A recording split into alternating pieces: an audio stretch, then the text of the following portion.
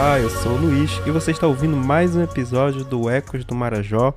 Hoje a gente navega até a cidade de Oeiras do Pará, uma cidade que recentemente a gente pode considerar foi incluída nessa região compreendida como Arquipélago do Marajó, ou Marajó por si só.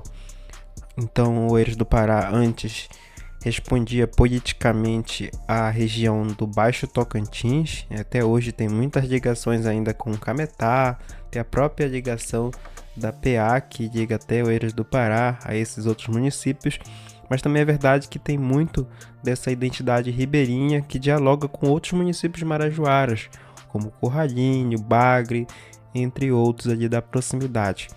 Falando de Oeiras do Pará, mas pela escolha de conversar com um professor e escritor, que vai falar um pouco sobre o seu trabalho. Então a gente vai passar hoje aqui por literatura, poesia, oralidade, que tem a ver com muitos episódios que a gente já falou aqui, e sobre cultura ribeirinha na Amazônia, no Marajó, sobretudo. A gente recebe hoje o professor Wallace França, que gentilmente aceitou conversar com a gente, e explicar um pouco do seu trabalho, sua trajetória como escritor e professor. Então, professor Wallace, seja muito bem-vindo ao Ecos do Marajó. Para começar, se apresente para os nossos ouvintes e fale um pouco sobre sua trajetória e o papel que a literatura ocupa em sua vida. Olá, eu me chamo Wallace Luiz Assunção França, sou do município de Oeiras do Pará. E embora não tenha nascido aqui no município de Oeiras, a minha mãe e toda a minha família é do município de Oeiras, nascido aqui e criado, mas ela me teve em Belém. A gente não morou muito tempo em Belém e ainda muito pequeno eu e minhas irmãs viemos embora com a minha mãe para o município onde ela nasceu e foi criada. E eu tive um contato muito grande com meus avós na minha infância, o seu Manuel Palheiro e Dona Altamira. Tiveram uma importância muito grande assim, na minha infância, na minha criação e também na minha trajetória. E aqui eu aprendi de tudo com ele, a pescar, apanhar açaí, fazer algumas coisas que só quem é da nossa região sabe, né? Como por exemplo, vender peixe na rua. Eu vendia peixe para ele pegava peixe e eu muito pequeno, lembro que eu saía na rua com os peixes todos nas talas, né? Para vender.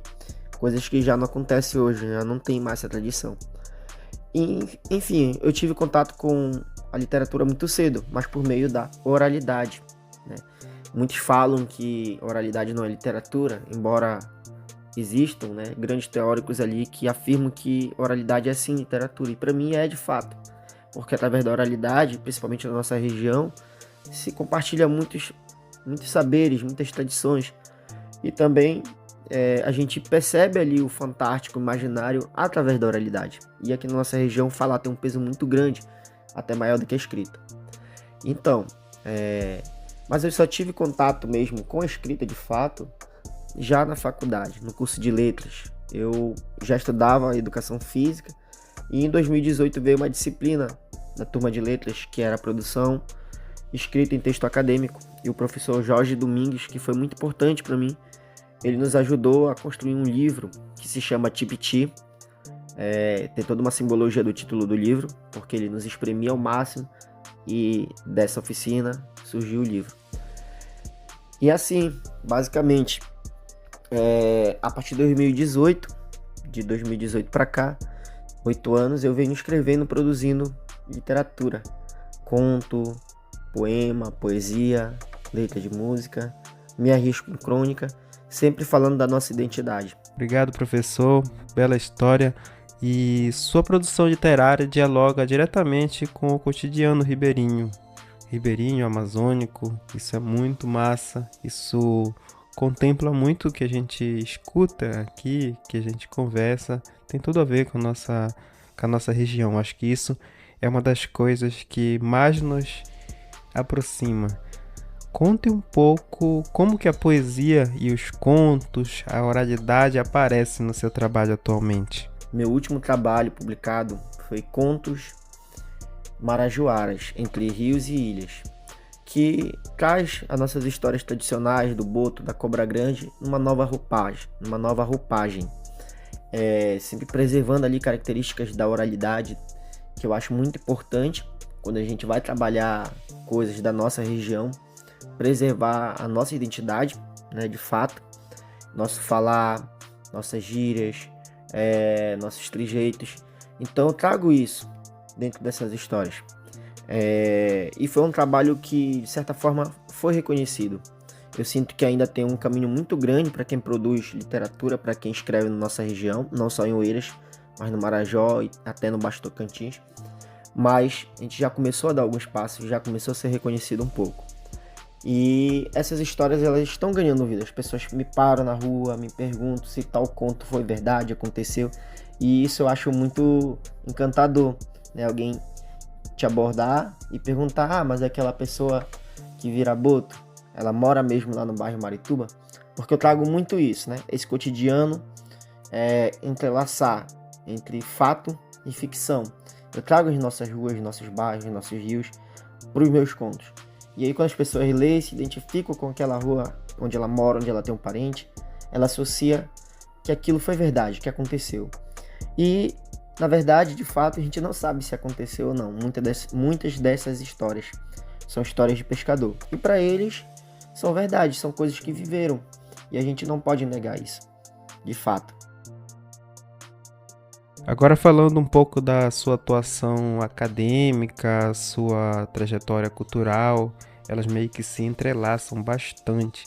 Compartilhe um pouco sobre essa formação, os caminhos que você percorreu na educação e de como isso influencia a sua escrita e sua atuação cultural também. Sobre a minha trajetória acadêmica, ela começa de fato em 2013, quando eu vou cursar Educação Física em uma dessas universidades que não tem mais no Pará hoje, né, que vinha antigamente, assim como a UVA, entre outras. Mas a minha produção e a minha vida pessoal, ela só começou a entrelaçar com a minha vida acadêmica em 2016, de fato, quando eu passei no curso de Letras. E por um período até estudei as duas ao mesmo tempo. Logo eu terminei Educação Física em 2017 e continuei cursando Letras. E em 2018 veio aquela disciplina que eu já citei antes, na qual nós produzimos o livro Tipiti. O título Tipiti, ele é muito simbólico por conta disso, do quanto a gente se espremeu ali para poder produzir.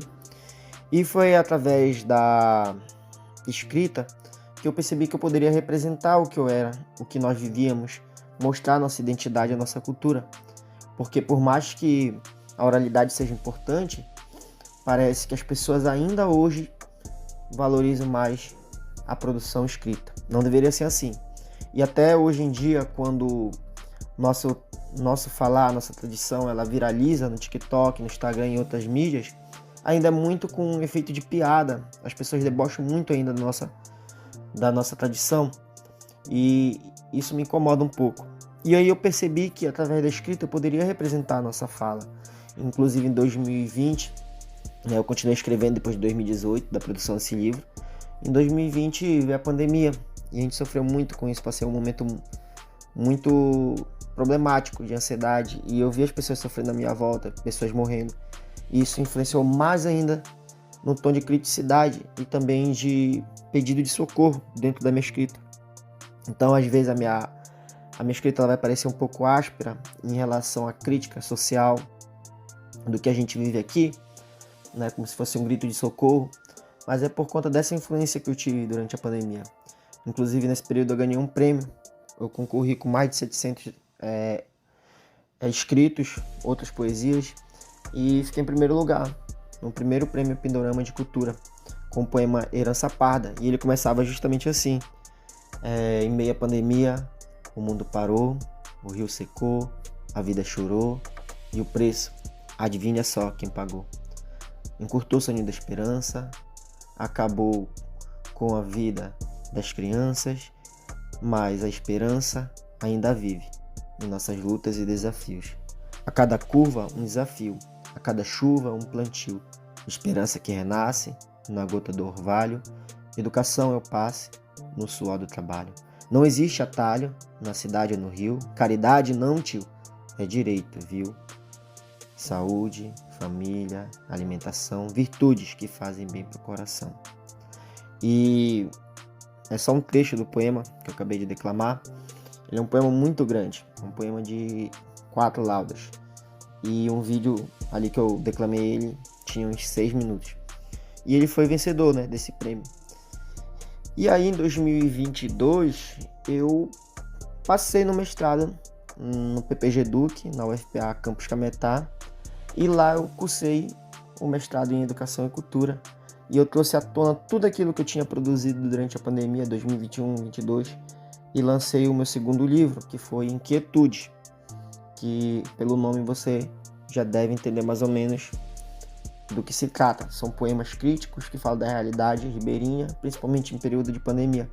Mas eu já tinha publicado um livro antes, em 2020, que o nome é Araticumine a Rua Rio, porém ainda muito nostálgico, muito no apelo sentimental da infância, da Oeiras do passado. E agora não tô mais crítico. E isso tá dentro de mim até hoje, né? Então essa relação do curso de letras com a valorização que a nossa região tem dentro da UFPA, com a valorização da identidade e da cultura no PPG Duque, que foi o mestrado que eu cursei, influenciou até hoje no meu modo de escrever, onde a gente vai ver a crítica social, onde a gente vai ver o que nos incomoda. São poemas que não são tão intimistas, que não falam apenas de si, mas que falam do que a gente vive em torno da gente. E eu agradeço muito a universidade. Onde eu vou, eu tenho como é que eu posso dizer? A sensibilidade de agradecer à Universidade Federal pela oportunidade que ela me proporcionou hoje, inclusive como profissional. E professor Wallace, atualmente você está envolvido com novos projetos, incluindo a produção de livros e iniciativas voltadas à literatura infantil. Conte um pouco sobre esses trabalhos e os desafios que você tem enfrentado, o que você projeta para os próximos passos. Bom, eu estou escrevendo e diagramando, trabalhando na produção de uma sequência de livros infantis, de literatura infantil de fato, que falam da nossa vivência, do nosso cotidiano, do produzir farinha, do apanhado do açaí, da pesca, da caça, tudo isso que está dentro da nossa cultura. E por meio de fábulas, de textos mais infantis, né, narrativas, prosas poéticas, a gente vai ter a rima ali muito presente, textos menores e ilustração.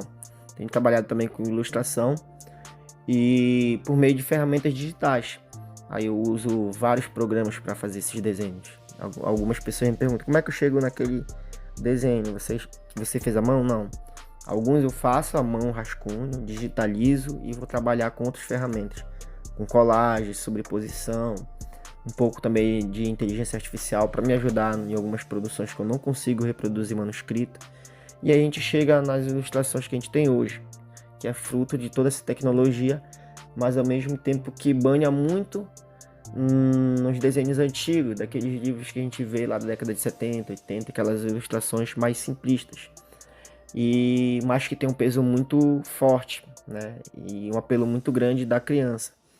Então essas literaturas, principalmente as fábulas e essas prosas poéticas, elas são meu novo objetivo. Eu quero chegar a 12 histórias. Eu já tenho as histórias produzidas e estou agora juntando com as imagens, que é o que dá mais trabalho fazer nesse contexto.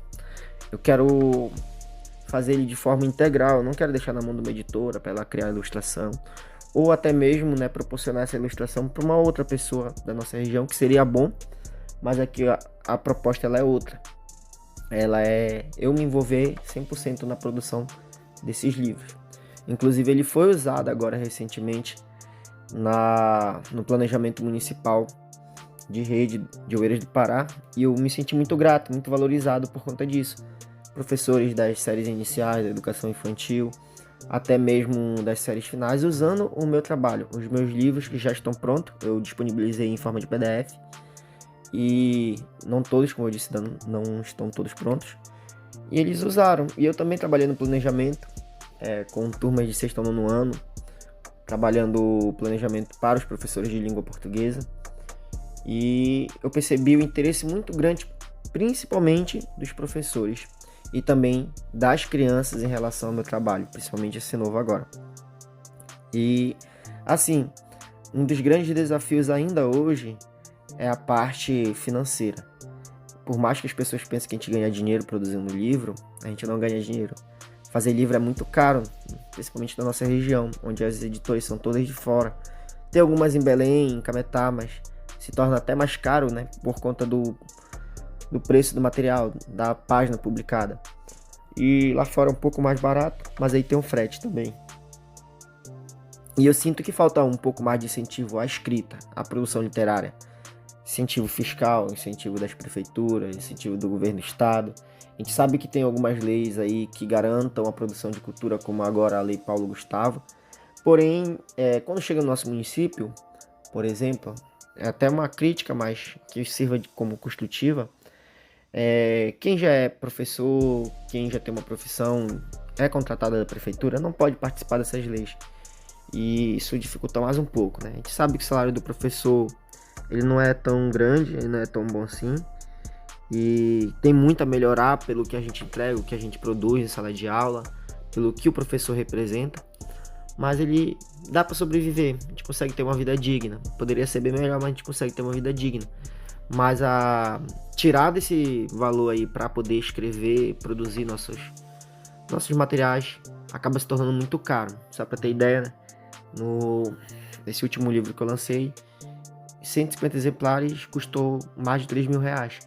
Claro que a gente acabou tendo um retorno desse valor parcial, né? A gente vendeu, fez o lançamento, vendeu. A gente não vendeu caro o livro, ele estava R$30. E só deu para recompor aquilo que a gente já tinha investido nele. Eu não digo gastar, né? Porque produções literárias são eternas. Então eu falo investimento. E o maior desafio por enquanto é isso. Não é nem tanto tempo, mas sim essa parte financeira.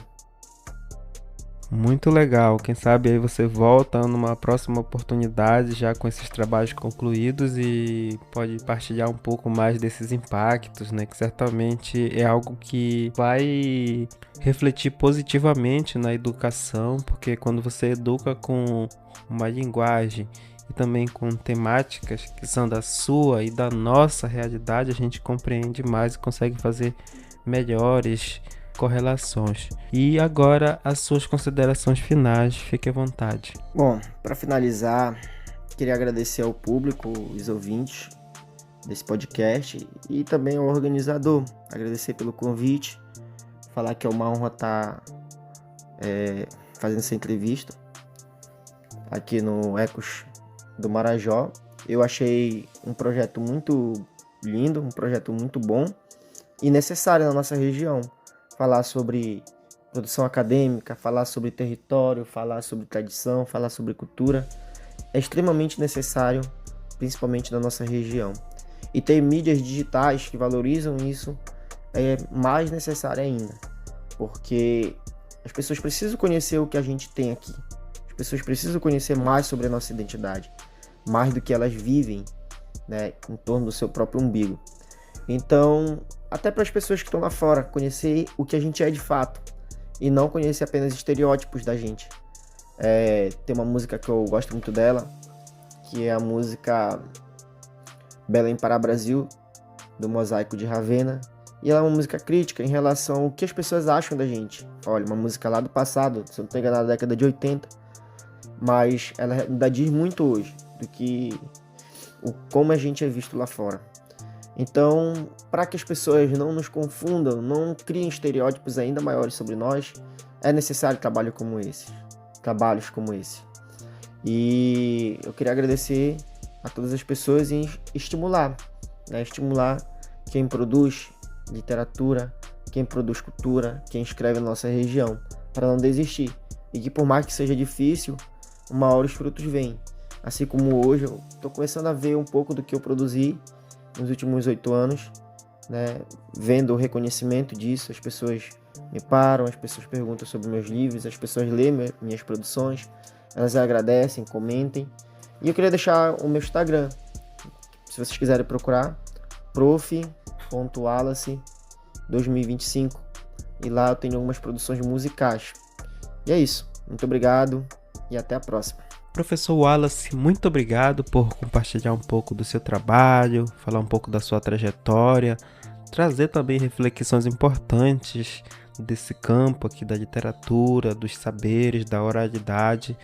E a você que ouviu, muito obrigado por acompanhar a gente em mais um episódio. Fique à vontade para sugerir novos temas, convidados e compartilhe, comente os nossos episódios aqui do Ecos do Marajó.